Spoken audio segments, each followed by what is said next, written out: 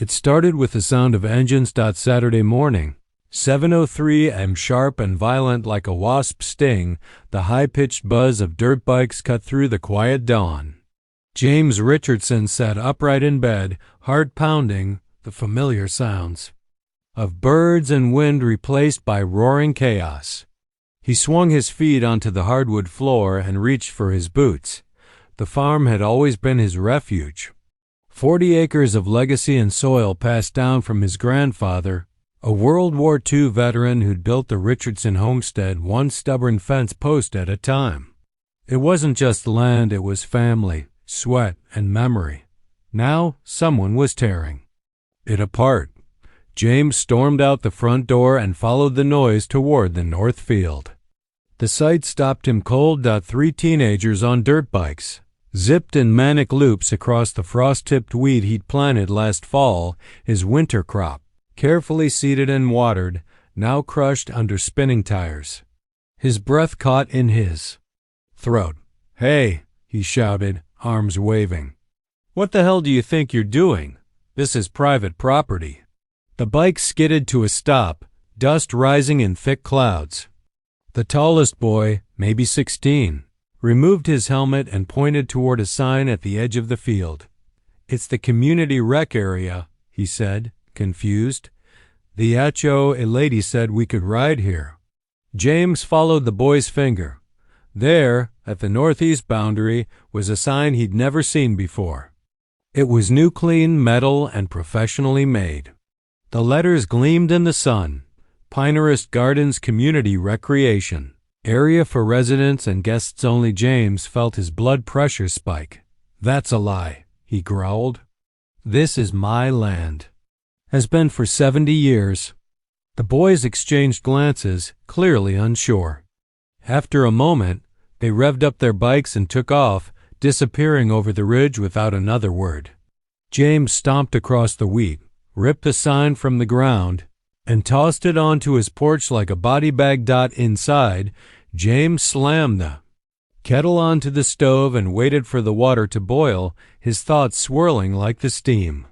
He picked up the phone and dialed the number burned into his memory. Mrs. Cynthia Lockhart, president of the Pinehurst Gardens HOA. She answered on the 4th ring, her voice syrupy sweet. "This is Mrs. Lockhart. How can I help you?" "This is James Richardson. We've got a problem." Her tone shifted instantly. "Ah, Mr. Richardson, what seems to be the issue now?"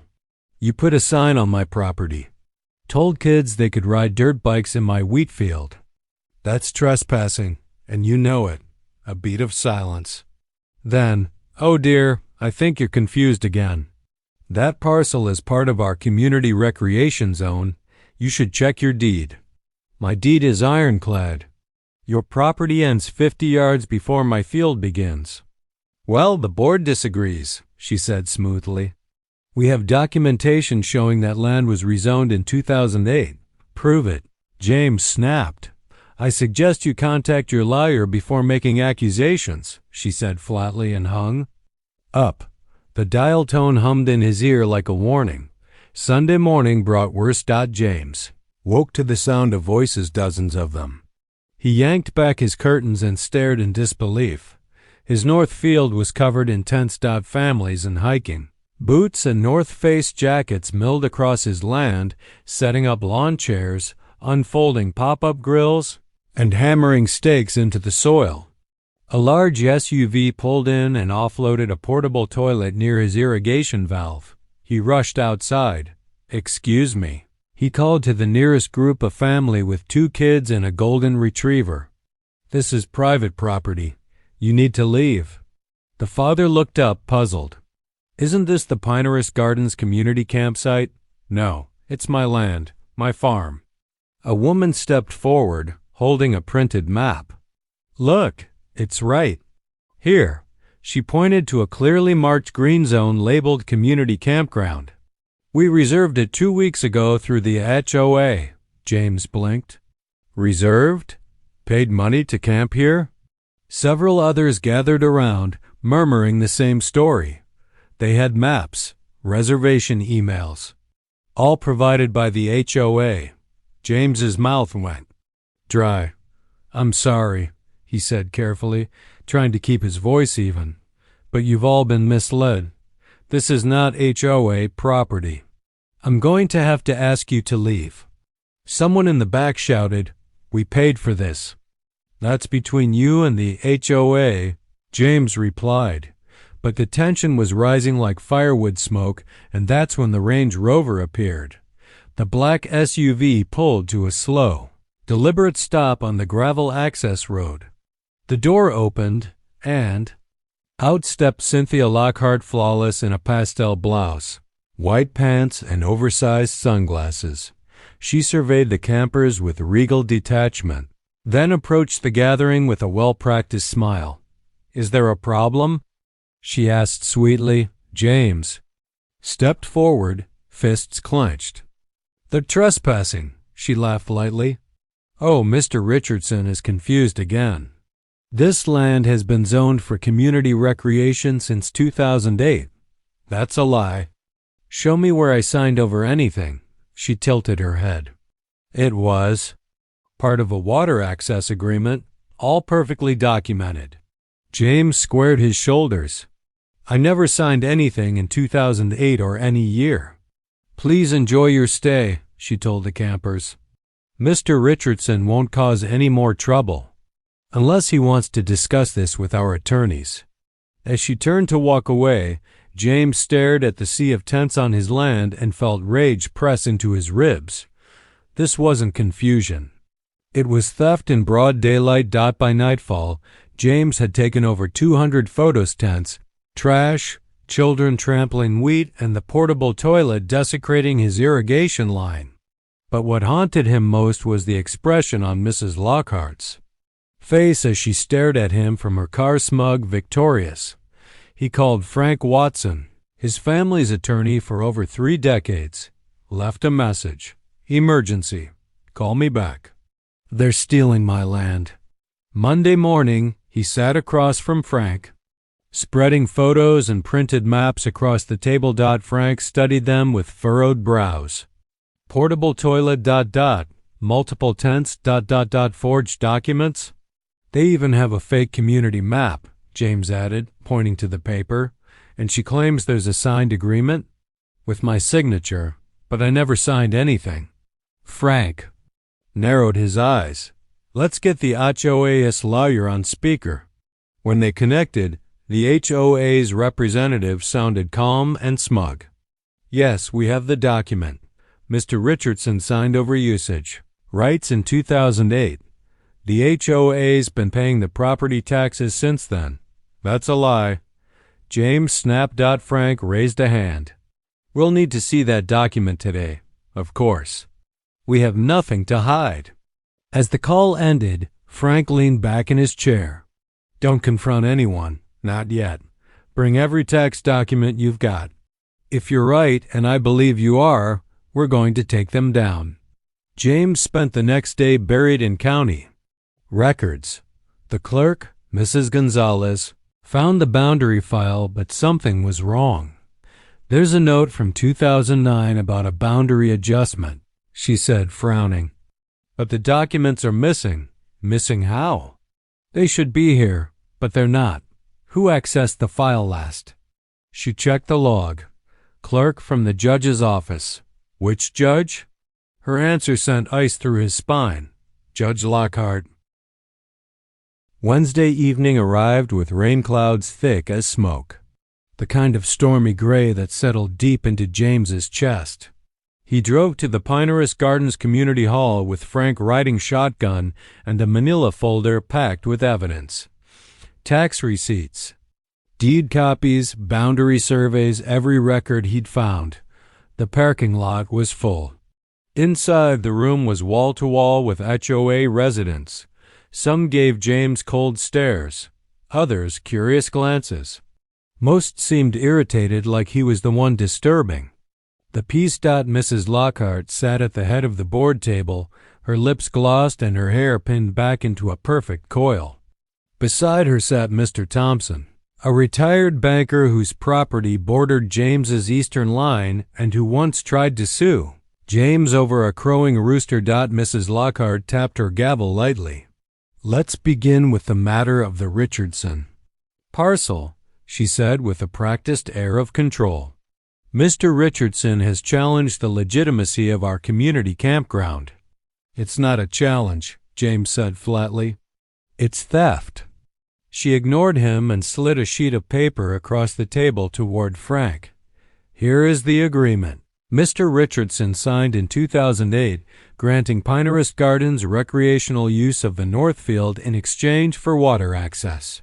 Frank and James leaned in. At the bottom of the page was a signature James's name, or at least a very good imitation. That's not my handwriting, James said. That's a forgery. The room buzzed. Mr. Thompson stood up, arms crossed. Are you accusing the board of fraud, Mr. Richardson? I'm stating facts. That's not my signature, and I never signed over my land to anyone. Frank flipped the document around. There's no notary stamp. An agreement like this would require notarization to be enforceable. Mrs. Lockhart's smile barely twitched. It was an informal understanding at the time. The board simply recorded it for continuity. In other words, Frank said, you created your own record with no legal foundation. James stood. And I've got 15 years of tax documents to prove I've paid taxes on every inch of that land. He laid the documents out across the table. The crowd murmured. One older woman in the back, Mrs. Patel, stood and raised her hand. I've lived here since before the subdivision was built, she said. That field has always been Richardson land. Mrs. Lockhart glared. Mrs. Patel, unless you have legal documentation, personal recollections are not relevant. But the room had changed. Whispers turned into doubt, and then James saw Elaine slip through the back door and motion discreetly to him. Frank caught the cue. We request a 5-minute recess, he announced. Now. They stepped out into the hallway. The storm outside had finally broken. Thunder rumbled in the distance. Elaine pulled him aside and whispered, I have something you need to hear. She handed Frank a small recording device. I overheard Mrs. Lockhart on the phone last week. She was speaking to a developer, Pinehurst Luxury Lodges or something like that. She told him the land was as good as theirs. They planned to build luxury glamping cabins, 10 of them, complete with private fire pits, solar-powered hot tubs, and weekend event spaces. Frank blinked. They're trying to commercialize James's field? Alaile nodded. She said once the community got used to using it, they'd push through the permits. Then they'd phase out Richardson. James's jaw clenched. She planned to erase my name from my own land, Elaine nodded. You're not just up against the HOA, you're up against a land grab. Scheme disguised as a community project. Frank's voice was steel. Then we expose every bit of it. The very next morning, Frank moved fast. He filed a motion with the County Zoning Commission to issue an emergency injunction and immediate legal order preventing any use of the field by the HOA until the property dispute could be formally resolved. At the same time, he drafted a formal cease and desist letter citing trespassing, forgery, and attempted fraudulent rezoning. To strengthen their case, they submitted a request to subpoena the HOA's internal communications. Emails, meeting notes, digital maps, all of it. That afternoon, James and Frank met with Sheriff Elkins to file a formal complaint for criminal trespassing and forgery. Elkins reviewed the evidence with a scowl. I've seen some HOA overreach. The sheriff said, But this? He slapped the desk. This is a damn land heist. James let out a breath. Will you enforce the injunction? The sheriff nodded. I'll have deputies there by morning. At sunrise on Friday, James stood at the edge of the field, watching patrol cars roll up the gravel access road. The campers were gone by now, but not the signs, not the portable toilet, and not the makeshift volleyball net still flapping in the breeze. One deputy snapped photos. Another taped a large red notice to the fake HOA sign, greater than ceased by order of county court, unauthorized occupation violation of private property or IGSTS Mrs. Lockhart arrived in her Range Rover mid-morning, immaculate as always, and nearly walked into a deputy as she stepped out. "What is the meaning of this?" She barked. "You've been served," the deputy said calmly. "Further interference with this property will result in arrest." James stood by the fence, arms crossed. Mrs. Lockhart spotted him and stormed over, eyes blazing. "You think you've won something, don't you?" "No," James replied coldly. "I think you forgot who this land belongs to." That evening, the HOA's private emails arrived by legal order, and they were explosive.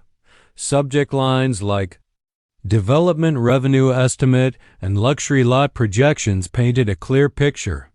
One board member suggested they bulldoze the wheat, add gravel trails, and market it as eco-retreat space. Another wrote, "Greater than Richardson is going to resist. Let's flood the field with activity so he looks irrational." They had tried to gaslight him, turn public opinion against him, all to take what was never theirs. Frank called a press contact, and by Saturday morning, the local news had picked up the story. The headline read, "Farmer accuses HOA of land theft evidence." A forgery and secret development plan revealed. Residents were furious. Campers demanded refunds. Some even showed up at James's farm to apologize. One older man brought coffee and said quietly, "I used to think you were just a grumpy farmer. Turns out you're the only one around here protecting what's real." James took the coffee and looked toward his field, still bruised, still scarred, but his. And this time it was protected by the law. By Monday morning, the evidence was everywhere. Frank sat at his desk, sifting through hundreds of newly released emails between HOA board members. Each one was more damning than the last. The HOA's secret plans weren't just careless, they were criminal. Greater than target build date, fall. Projected income, $6,500 month per glamping unit. Push Richardson out quietly, offer a community honorarium, or claim ambiguous boundaries. If the old man resists, we'll file nuisance complaints and wear him down. Frank looked up from the screen. They were planning psychological warfare. James didn't respond. He stared out the window, fists clenched, watching the wind ripple through the remains of his winter wheat. "They said I was in the way," James muttered, "like I'm just a bump in their spreadsheet."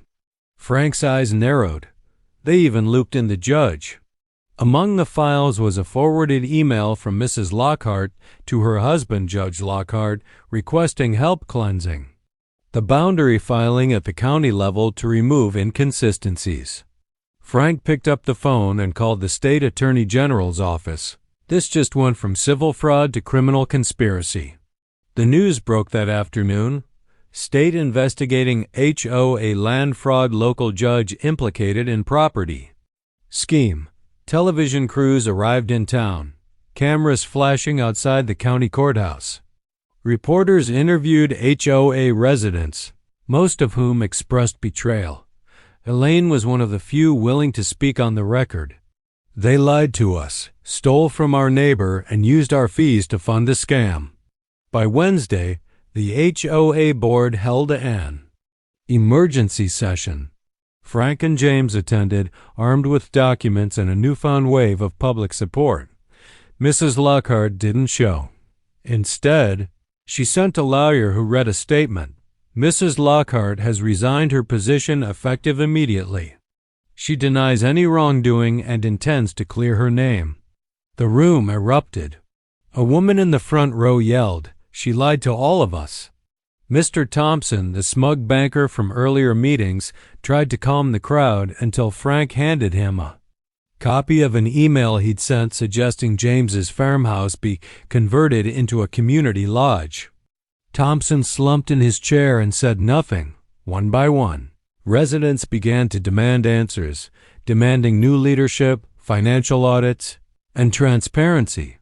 James sat quietly, letting the storm speak for him. Over the following weeks, the legal gears turned fast. The state attorney general filed charges against Mrs. Lockhart and 2 board members for attempted fraud, tampering with public records, and conspiracy to unlawfully transfer property. Judge Lockhart was suspended, pending investigation. His clerk admitted to altering file logs at his direction. The county revoked all zoning, discussions related to the glamping project, and placed a legal freeze on any development within 300 feet of Richardson property. Meanwhile, James's civil lawsuit moved ahead. With the evidence of forgery, trespassing, and attempted land seizure, the court ruled in his favor within a month. The HOA was ordered to pay for all damages to the field, reimburse legal fees publicly, retract the community map cover restoration, costs to reseed the wheat crop. The portable toilet company even sent James a formal apology. "You don't owe me an apology," James told the delivery manager. "You owe one to the land." The Pinehurst Gardens HOA changed forever. Mr. Thompson resigned. 3 other board members stepped down quietly. In a special election, Elaine was elected as the new HOA president by an overwhelming vote. She visited James the next morning with a pie and a promise. "No more games," she said.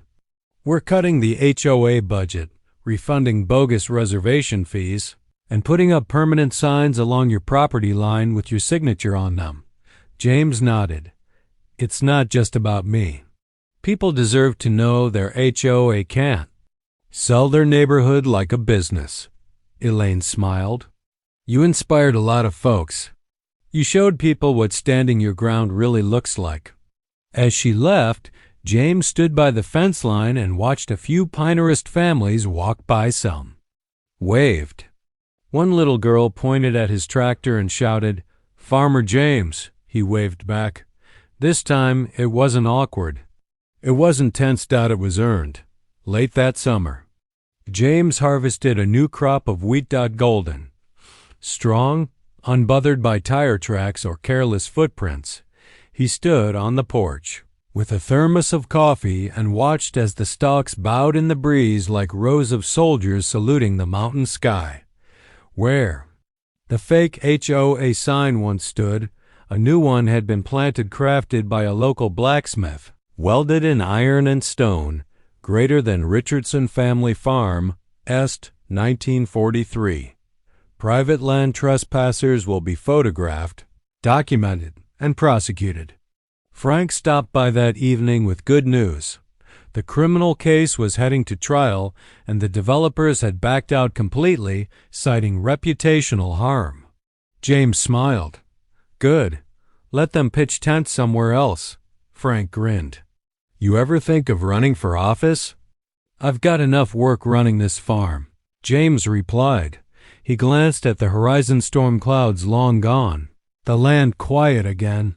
He thought of his grandfather, of Sarah, of all the years this soil had held his family's dreams. It had survived droughts, frost, and grief. And now it had survived thieves and blazers and boardrooms, because the truth was simple. The land remembers, and it always knows who it belongs to.